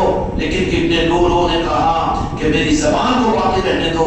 پوچھا پوچھنے والوں نے کہ زبان کیوں؟ تو کہا کہ زبان رہنے دو، میں اس سے اللہ کا ذکر کرتا ہوں، میں اس سے اللہ کا ذکر کرتا ہوں۔ پھر اس کی مردوریت کی وجہ کیا تھی کہ وہاں پر مردوریت کی وجہ یہ تھی کہ غرض یہ تھی، انانیت تھی، جس کی وجہ سے اللہ کے راضی کرنے کے لیے اللہ کے قانون کے مطابق اللہ کو راضی کرنے کے تیار نہیں ہوا۔ وہاں پر پھنستی ہے گاڑی، وہاں چکے جام ہوتے ہیں، کیوں کہ اللہ راضی ہوتا ہے اپنے محبوب کی محبت اور تعظیم اور عظمت اور عظمت سے۔ قل ان کنتم تحبون اللہ فاتبعونی ویحببکم اللہ، وہاں چکے جام ہو جاتے ہیں۔ یہ تعظیم نہیں ہوتی یا محبت اپنے آقا سے کرنا نہیں ہوتا، اپنی جان اپنی سانسوں سے زیادہ محبت میرے مصطفیٰ کے ساتھ میں ہم کو نہیں ہوتی۔ تو منافقت کی اور شیطانیت کے چکے جو جام ہوتے ہیں نا، ہینڈ بریک جو لگتا ہے، اس کی پہچان میرے مصطفیٰ کی محبت اور عظمت ہے، اور پنجتن پاک کا ادب اور تعظیم اور اولیاء اور پنجتن پاک کا ماننا ہے۔ یہاں جہاں بریک جام ہو رہا ہے تو سمجھنا کہ بریک لگ رہا ہے، اور یہ شیطانیت ہے، وہاں پر وحدانیت نہیں ہے، وہاں توحید نہیں، یہ توحید رحمان کی نہیں، یہ توحید شیطان کی ہے۔ اگر رحمان کی توحید ہے تو رحمان تو اپنی انداز کہے گا کہ میں جس سے محبت کرتا ہوں تو اس سے محبت کرو، کہے گا کہ نہیں کہے گا؟ جس سے میں محبت کرتا ہوں تو اس کی تعظیم کرو، تو ایسے ہوا تو اپنے ہو۔ کیا قرآن کی آیت نہیں ہے؟ مولانا نہیں جانتے یہ سعودی عرب والے وہابی اور نجدی نہیں جانتے، اور یہ دارالعلوموں کے چلانے والے نہیں جانتے، وہ تو ایسے ہوا تو اپنے ہو، جانتے ہیں کہ نہیں جانتے ہیں؟ پھر کیوں کیا رکاوٹ ہے؟ کیوں رکاوٹ ہے؟ برقع بدلتا ہے، خلافت راشدہ کے اندر میں شیطان کا برقع جو بدلا ہے امت کو گمراہ کرنے کے لیے، رحمان کے مقابلے کے لیے اور خدا کی خوشنودی کے راستے سے امت کو ہٹانے کے لیے، کون سا برقع بدلے جی؟ کبھی کالا برقع، کبھی پیلا برقع، کبھی نیلا برقع، کبھی سرمئی برقع، بدلتے ہیں نا۔ شیطانیت برقع بدلی اس وقت خارجیت کی صورت کے اندر میں۔ خارجی جو آئے تھے کون تھے؟ جو یہ کہہ رہے تھے کہ الحکم حکم للہ، حکم چلے تو صرف اللہ کا چلے، حاکم الحاکمین کا چلے۔ نعرہ کتنا اچھا! اب ہمارے زمانے کے اندر کہہ رہے ہیں سب اللہ سے مانگو، اللہ ہی کرنے والا ہے، یہ یا رسول اللہ کہنا شرک ہے، اور یا غریب نواز کہنا شرک ہے، یا غوث الاعظم کہنا شرک ہے، یا مولا علی کہنا یہ شیعت ہے۔ ہوتا ہے کہ نہیں ہوتا؟ پہچان ہو جا رہی کہ نہیں ہو جا رہی؟ کلیئر کے لیے چھپی ہوئی۔ جب آپ غوث اعظم نے ہم کو اسی خدمت کے لیے یہاں پر بٹھایا ہے کہ یہی پہچان آپ تم کو دے دیں گے کہ تمہاری نسلوں تک کام آئے گی یہ چیز۔ خلافت راشدہ کے زمانے کے اندر میں شیطانیت نے جو برقع بدلا ہے وہ خارجیت کا بدلا تھا، کہ جو یہ کہتے تھے اللہ کا انکار نہیں، قرآن کا انکار نہیں، روزہ و نماز کا انکار نہیں، شریعت کا انکار نہیں، بلکہ اس میں تو بہت اعلیٰ درجے کے اور ذکر کا بھی انکار نہیں۔ ہم بھی ہیں کہ مرید ہے، ہم بھی ماشاءاللہ فلاں پیر صاحب کے مرید ہے، خوب ذکر کرتے ہیں، خوب شریعت پر عمل کرتے ہیں، اور خوب سنتوں پر چلتے ہیں، خوب نمازیں پڑھتے ہیں، مگر عشق رسول نہیں، وہ ہری جھنڈیوں کا کام ہے۔ اچھا، تو پھر شیطانیت کا چورا اس زمانے کے اندر میں ایسا بدلا ہے، برقع ایسے بدلا گیا ہے۔ اصل شیطانیت کی پہچان یہ کہ اس کو اللہ کی عظمت برداشت ہوگی، اللہ کی اطاعت برداشت ہوگی، اور اللہ کی کبریائی برداشت ہوگی، لیکن میرے مصطفیٰ کی عظمت اور تعظیم اس کو برداشت نہیں ہوگی۔ یہ اصل شیطانیت کی پہچان ہے۔ اس کے اکھڑنے، اس کے مردود ہونے کی بنیاد میرے آقا کی تعظیم اور عظمت تھی، کہ پہلا اسٹیپ جس میں ناکام ہو کر شیطان بنا۔ عبادتیں بہت تھی پہاڑوں جیسی، لیکن شیطان بننے کی وجہ کیا تھی؟ وہ تعظیم مصطفیٰ اور ادب مصطفیٰ تھا۔ یہ کھڑے کا سلام کیوں، یا رسول اللہ کیوں، یا غوث اعظم کیوں، یا غریب نواز کیوں، یہ محفلیں کیوں، اور یہ اجتماع تو ہونا چاہیے، لیکن گیارہویں شریف کی محفلیں اور عظمت غوث اعظم کی بیان کرنا، اور یہ لندنوں کا اٹھانا، اور اپنے گھروں پر نشانوں کا لگانا، اپنے گھروں پر محفلوں کا کرنا، اور یہ نسبتوں کی یہ کیا ہے؟ یہ دین۔ پھر تیرا دین کیا ہے؟ تیرا دین کیا ہے؟ دستانے پیغام پہنا کے عورتوں کو پوری دنیا میں گھما، یہ دین ہے؟ ہاں، یہ دین کی خدمات ہے۔ اللہ تبارک و تعالیٰ پوری امت کے دین کو صحیح دین کے رخ پر ڈالے۔ اللہ تعالیٰ ہم سب پر کرم فرمائے۔ خلفائے راشدین کے زمانے کے اندر میں شیطانیت جو برقع بدلی تھی وہ خوارجیت کی صورت میں، کہ جو جن کے دعوے یہ تھے کہ قرآن اور اللہ کا حکم چلے گا، اس کے لیے کہا کہ اللہ کے حکم کے چلانے کے اندر میں عمر فاروق رضی اللہ عنہ ذرا کمزور پڑے ہیں، اس لیے نعوذ باللہ ان کو شہید کر دو، عثمان غنی رضی اللہ عنہ کو شہید کر دو۔ انہی تو منافقین کے ہاتھوں پر امت کے وہ خلفائے راشدین نے مسجدوں کے اندر، محرابوں کے اندر میں شہادت پائی ہے کہ کسی کافر و مشرک کی ہمت ہو سکتی تھی؟ اب جو بات میں نے عرض کیا کہ اسلام کو ہر زمانے میں نقصان جو پہنچا وہ کافر و مشرکوں سے زیادہ منافقوں سے، اب تصدیق ہو گئی اس بات کی کہ کسی کافر و مشرکوں کی ضرورت ہو سکتی تھی کہ وہ امت کے ان امانتوں کو، خلفائے راشدین کو مسجدوں کی صفوں میں شہید کرے؟ یا اس زمانے کے اندر میں کسی کافر و مشرک کی جرأت ہو سکتی ہے کہ مسجد نبوی جیسا پاک اور مقدس جو ایمان کی علامت ہے، ایمان کا قبلہ ہے ہمارا اور ساری امت کی ایک عظیم نعمت ہے، اس مسجد نبوی کے اندر میں بمبلاش کرنے والے 3 سال پہلے کون تھے؟ کوئی کافر و مشرک؟ وہی شیطان کی ناپاک اولاد تھی جو چولہ بدلتی رہتی ہے زمانے کے اندر میں۔ اب چلو خلفائے راشدین کے اندر میں چھوڑا شیطان نے جو بدلا، اپنی اولادوں کو جو برقع پہنایا وہ خارجیت کا، اس کے بعد میں زمانہ اور آگے بڑھا۔ 50-60 سال گزر گئے، میرے آقا دو جہاں کے مالک حضرت محمد مصطفیٰ صلی اللہ علیہ وسلم کو دنیا سے پردہ فرما کر اب برقع بدلایا شیطان نے اپنی اولاد کا۔ کیوں؟ ایک برقعے میں شیطان نہیں رہتا، برقع بدل دیا۔ 50 سال میرے آقا کو دنیا سے پردہ فرما دی۔ ابھی تک تو خارجیت کا برقع تھا شیطان کا، اب جو برقع بدلے نا وہ یزیدیت کا برقع تھا۔ کون سا تھا؟ یزیدیت کا برقع تھا۔ اب آ گیا یزیدیت کا برقع کہ یزیدیوں کی پہچان کیا؟ قرآن مانیں گے، شریعت مانیں گے، دین مانیں گے، محمد رسول اللہ کو بھی مانیں گے، لیکن آل رسول اور آل محمد نہیں مانتے نا۔ رسول اللہ کو درود شریف بھی پڑھتے ہیں، ہم درود شریف بھی پڑھتے ہیں، ہم مدینے کو جا کر حج کے ارکان بھی پورا ادا کرتے ہیں، اور ہم سنتوں پر بھی عمل کرتے ہیں، قرآن پر بھی عمل کرتے ہیں۔ بتاؤ برقعوں کے کرنا سمجھ میں آ جائے گا؟ 50 سال میرے آقا کے اس دنیا سے پردہ فرمانے کے بعد میں اب شیطان کے بچے نے جو برقع بدلوایا امت کے اوپر، وہ یزیدیت کا برقع تھا، پہلے منافقت کا برقع۔ وجود وہی ہے شیطان، پھر برقع بدلا ہے خارجیت کا۔ شیطان وہی ہے، وجود وہی ہے، جسم وہی ہے، لیکن برقع بدلا ہے۔ اور وہی شیطان اپنی اولاد پر اب 50 سال کے گزرنے کے بعد میں یزیدیت کا برقع پہنایا۔ اور یزیدیت کی پہچان کیا تھی؟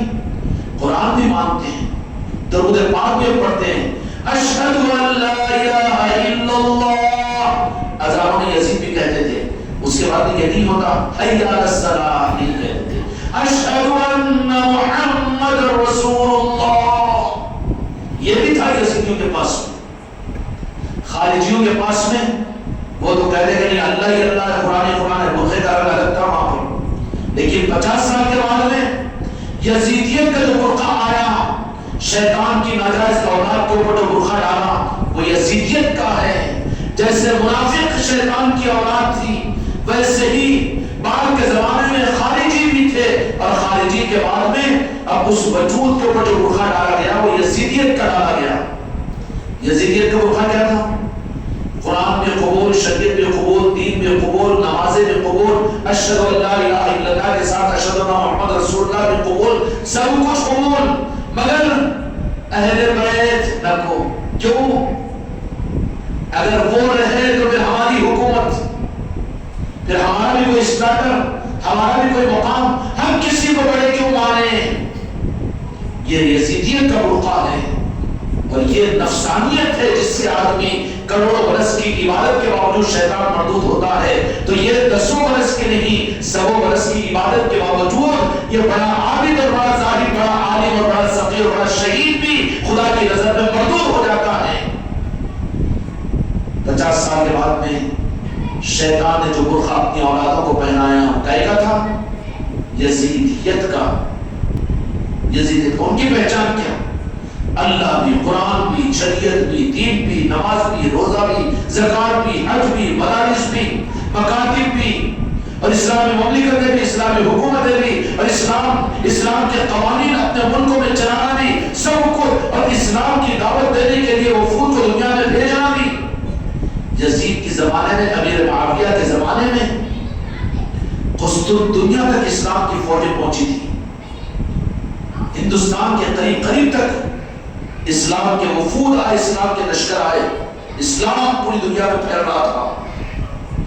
سب کچھ قبول، قرآن بھی قبول، اللہ بھی قبول، قرآن بھی قبول، میرے مصطفیٰ بھی قبول. لیکن شیطان کی ان اولادوں کو جو یزیدیت کا برقع پہنایا شیطان نے، محجوب اور مجبور کرنے کے لیے ان کی پہچان کیا تھی کہ آل رسول کی محبت ان کے در میں نہیں تھی. یزیدیوں کی پہچان کیا تھی؟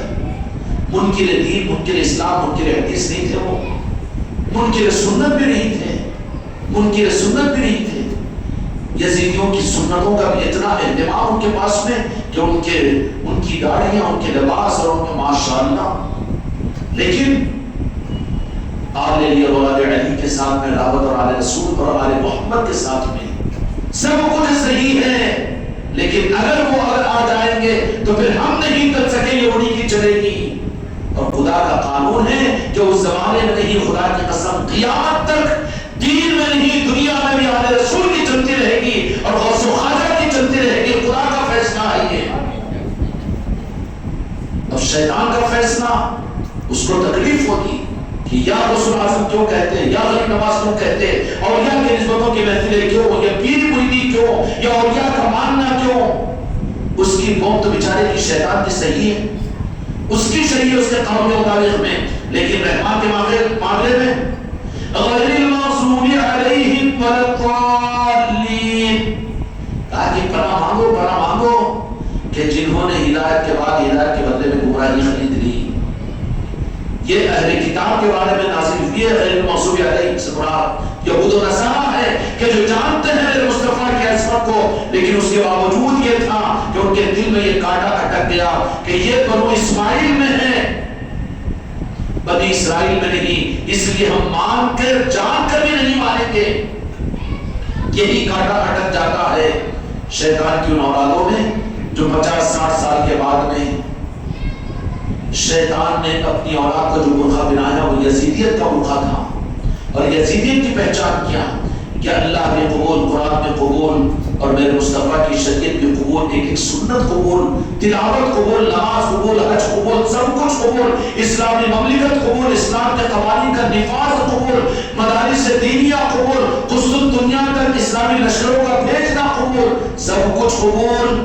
لیکن کیا نہ قبول؟ اہل بیت کی محبت، اہل بیت کی. اور وہ بھی کیوں؟ غرض کے خاطر کہ اگر اہل بیت ہوں گے، آل رسول ہوں گے، امام حسین علیہ السلام ہوں گے، امام حسن علیہ السلام ہوں گے، تو اپنی دکان نہیں چل سکے گی. خطرہ واقعہ محسوس ہوا. جیسے آج اگر غوث و خواجہ سے امت اگر جڑ جائے گی، اولیاء سے جڑ جائے گی، تو پھر اب دین کے نام پر دکانوں پر امت کہاں جائے گی؟ ان کی بھیڑ ختم ہو جائے گی. اس لیے کاٹو اولیاء سے امت کو، غوث و خواجہ سے کاٹو، اس کے بدل میں لاؤ اپنا مسلک، اپنا دین اور اپنے نظام، اور پھر اپنے مزاجوں کا دین. کہ آج بھیڑ وہاں زیادہ نظر آ رہی ہے. اگر کوئی اجتماع ہو، کوئی دین کے نام کے اوپر کوئی مجلس ہو تو ہزاروں لوگ جمع ہو جاتے ہیں، لیکن غوث و خواجہ کے نام پر ارے جانا مشرک ہو جاتا ہے، ڈرا دیا جاتا ہے، بم بلاش کر دیا جاتا ہے. پہچان آ گئی؟ یہ یزیدیت کا برقع تھا. یزیدیت کا برقع اللہ بھی قبول، قرآن بھی قبول، حدیث بھی قبول، سنت بھی قبول، شریعت بھی قبول، اسلام کا جہاد بھی قبول، اسلامی مملکت بھی قبول، اسلام کے قوانین بھی قبول. لیکن صرف اہل بیت اور آل رسول کی عصمت قبول نہیں. یہ یزیدیت کے برقعے کا رنگ تھا. اب اس کے بعد پھر ہر زمانے کے اندر میں شیطان اپنی اولاد کو اپنے برقعے بدلواتا ہے. شیطان کو پہچانے تو رحمان ملے گا، چکر میں پڑ گیا. آج رحمان کو پہچاننے کے کے دعوے میں شیطان کو نہیں پہچانے تو کہاں رحمان کو پہچانیں گے؟ وہ رحمان تو بیچارہ چھپا ہوا ہی رہتا ہے، لا یدرک الابصار، میں دکھتا نہیں ہوں، اس کو کہاں دیکھنے کی چکر ہے خام خواہ کے؟ جو شیطان کو نہ پہچانے اور رحمان کو کہاں پہچان سکتا ہے؟ تو شیطان اپنی اولادوں کو برقعے بدلتا رہتا ہے۔ یزیدیت کا برقع دیا تھا جس کی پہچان یہ تھی، اس کے بعد زمانہ جب اپڈیٹ ہوا، تو پھر آگے نجدیت آئی، وہابیت آئی، یہ بھی جوڑا اور یہ بھی برقع پہنا دیا گیا۔ آج کی وہابیت اور نجدیت کی پہچان یہ ہے کہ اس زمانے کے یزیدیوں کی پہچان اور ان کا برقع تو میں بتا دیا تم کو کہ آل رسول کے ساتھ میں عداوت، اور آج کی وہابیت اور نجدیت کے لیے برقع بدلا دیا ہے شیطان اپنی اولادوں کا۔ وہابیت اور نجدیت کی پہچان یہ کہ وہ غوث و خواجہ کو برداشت نہیں کریں گے، ان کو تم قبول کروا، قرآن تم سے زیادہ قرآن کو مانتے۔ کیا بات کرے چاہ رہی ہوں؟ قرآن ہم تم سے زیادہ جانتے ہیں، اللہ اللہ اللہ پر تو مر جائیں گے بولے مٹ جائیں گے، تم کیا اللہ کو؟ ہم تو ہر اللہ کو یاد کرتے ہیں، 1000 کی تسبیح اللہ اللہ اللہ، مگر اللہ کیسا رہتا ہو؟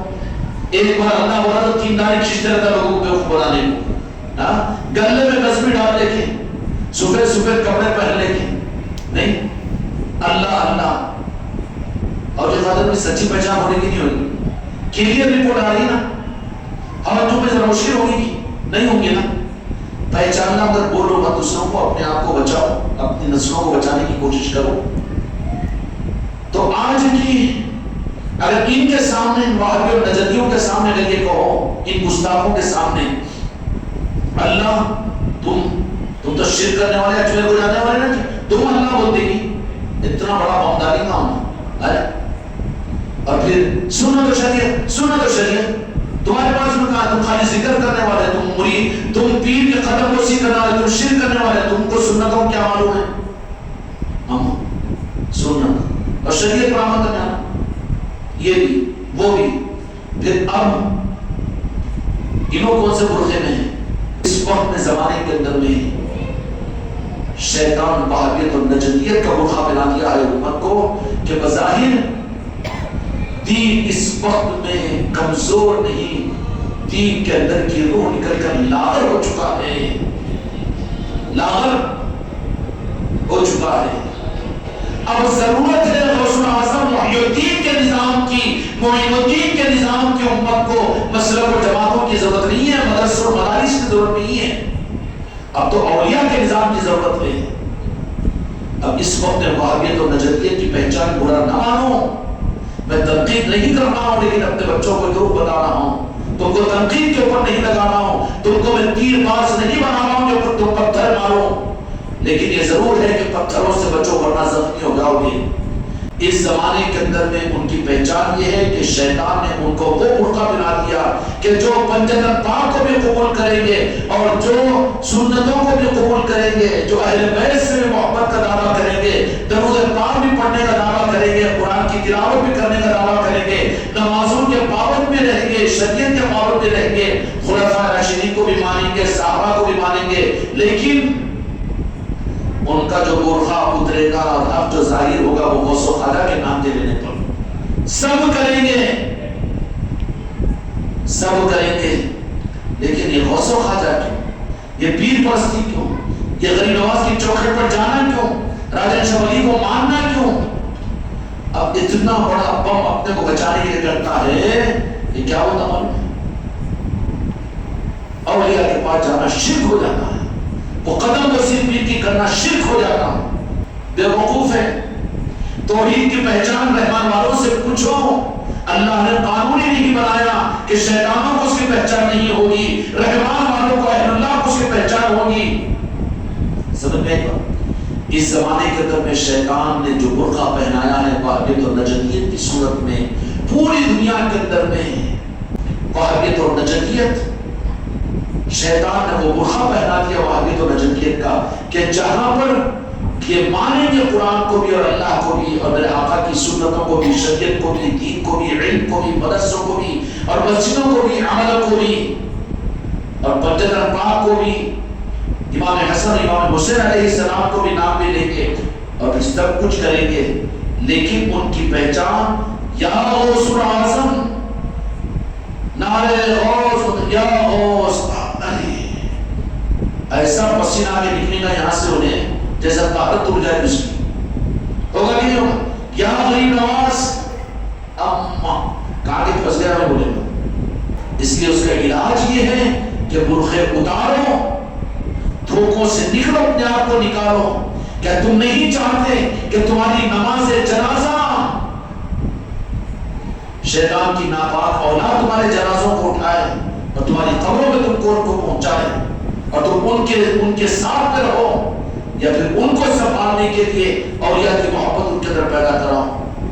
اس لیے خاندان محمدی کا پیغام اور اس کے لیے یہاں کی یہ محفلیں، یہ مجالسیں پیرانے پیر سیدنا غوث اعظم دستگیر رحمت الرضوان کے نسبت کی محفلیں قابل مبارکباد ہو تم لوگ کہ تمہارا یہ نظام خانقاہ محمدی اجمیری مسرتی کا یہ وہ نظام ہے کہ جس کے لیے پیرانے پیر غوث اعظم کے بارے میں اللہ تعالیٰ نے فرمایا کہ یہ تو محی الدین ہے، دین میں جان ڈالنے والے ہیں۔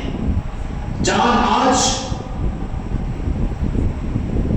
اولیاء کی محبتیں نہیں، آل رسول کی محبتیں نہیں، اور غوث و خواجہ کی محبتیں نہیں، تو یہ دین ہے لیکن مردہ ہے، بیمار ہے۔ قُلْ لَا أَسْأَلُكُمْ عَلَيْهِ أَجْرًا مَوَدَّةً فِي الْقُرْبَىٰ، اگر یہ روح نکل جائے، اہل بیت کی محبت نکل جائے، اللہ کے دوستوں کی محبت نکل جائے، تو وہ دین کا جسم ہے لیکن روح کمزور ہو گئی ہے، جسم بیمار ہو گیا ہے۔ اب اس کو روح پہنچانے کے لیے خوب نمازوں کو بلاؤ، خوب دین پر چلا لو، لیکن اس جسم کو طاقتور کرنے کے لیے جس چیز کی ضرورت ہے، بیماری ہے اس کو شوگر کی، اور آپ خوب بی پی کی گولیاں کھلا رہے، پیراسیٹامول کھلا رہے، اس کو اینٹی بائیوٹک کھلا رہے، اس طرف میں توجہ دے رہے، شوگر اس کی بڑھتی چلی جا رہی ہے، پھولتا چلا جا رہا ہے، وہ تو مر جائے گا۔ ایسے ہی اس وقت میں امت کو جو ضرورت ہے وہابیت و نجدیت کے فتنے سے بچانے کے لیے، وہ یا غوث و خواجہ کی ضرورت ہے، اولیاء کی ضرورت ہے، یا پیر کی ضرورت ہے، یا پیرانے پیر کی ضرورت ہے۔ یہ علاج ہے زمانے میں امت کا، اس سے امت کا علاج ہوگا، مسلک و جماعتوں سے امت کا علاج نہیں ہوگا، بلکہ وہابیت اور نجدیت شیطان نے وہ برقع پہنا دیا ہے، بہت اچھا لگ رہا ہے، کتنا اچھا لگ رہا ہے، ہر جگہ ہر ممبر پر اور ہر جگہ بڑی آسانی کے ساتھ میں جا کر حاجی حج کر کے آتا ہے، نہیں یہ قدم بوسی اور یا خواجہ یا غریب نواز مکے میں نہیں ہے نا، مدینے میں نہیں ہے نا، ایسو عقیدت اور ایمان بھی چھوڑ کر آ جاتا ہے وہاں پر۔ یہاں پوری دنیا میں پھیلی ہوئی ہے نجدیت اور وہابیت، بلکہ علاج بھی معالجوں کے طریقے کے مطابق میں قرآن کے ذریعے سے اور پھر میرے آقا کی رہبری کے ذریعے سے۔ کیوں کہ علاج کے لیے کہ شیطان کو شیطان بنانے والا بدعملی اور زنا اور گناہ نہیں تھا، بلکہ اس کا نفس اس کو شیطان بنایا۔ سارے انسانوں کو تو گمراہ کرتا ہے شیطان، لیکن سوال یہ کہ شیطان کو شیطان کس نے کیا؟ اللہ کیا بول کے ٹھیکہ نہ کو لگا دو۔ اللہ قرآن مجید میں نہیں بولا کہ میں شیطان بنایا، بنانے والا بولے چھے اللہ بنایا، الزام آتا پھر اللہ بنایا تھا تو پھر 60 کروڑ میں سیوادت دیکھ کر بنے۔ موقع دیتا ہے بندوں کو، اختیار دیتا ہے، اللہ کا قانون یہ کہ امتحان ڈالتا ہے، امتحان میں جو سنبھل گئے ان کے لیے کامیابیاں اللہ کا قرب، اللہ کی محبتیں ان کا استقبال کرتی ہیں۔ سمجھ گئے؟ تو اللہ نے شیطان کو شیطان نہیں بلکہ شیطان کو شیطان بنانے کے لیے اللہ نے اس میں نفس لگا دیا کہ خود کو بڑا سمجھ، خود کو پجوا اور خود کو اچھا سمجھ۔ تو پھر یہی چیز کی اصلاح کے لیے اللہ تبارک و تعالیٰ نے قیامت تک کے لیے اپنے محبوب کی امت میں آل رسول اور اولیاء کو رکھا ہے کہ وہ یہ میں کو نکالتے ہیں، یہ نفس کو نکالتے ہیں کہ تو کچھ نہیں اور تو اپنے کو کچھ سمجھ رہا ہے، اس سے نکل، تو غلام ہے اور تو کچھ نہیں بندہ ہے، تو اللہ کا بندہ نہیں بلکہ اللہ کے نیک بندوں کا بندہ ہے۔ یہ جرات پھر اللہ تبارک و تعالیٰ بندوں کے اندر داخل کرتے ہیں، جو پیر کو بھی کچھ کہنا شروع کر دیتے ہیں، جو غوث و خواجہ کو بھی کچھ کہنا شروع کر دیتے ہیں، اللہ ناراض نہیں ہوتا بلکہ اللہ خوش ہوتا ہے۔ سمجھ گئے گا؟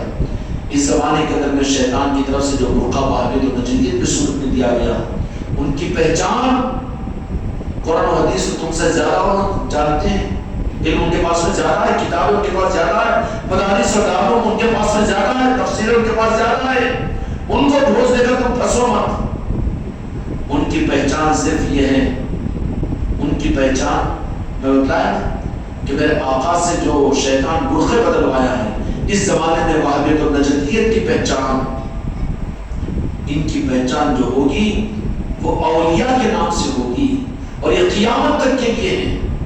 اللہ تبارک و تعالیٰ نے امت کو ان لوگوں کے دھوکے سے بچنے کا واحد راستہ اولیاء کی نسبت اور اولیاء کی چوکھٹیں ادا کیا ہے۔ تاکہ قسم میرے خانقاہ محمدی اجمیری نصرتی کا نظام تو غوث و خواجہ کے نام پر قیامت تک چلے گا۔ اللہ تعالیٰ ہم کو اور آپ کو ہم کے ساتھ آگے بڑھنے کی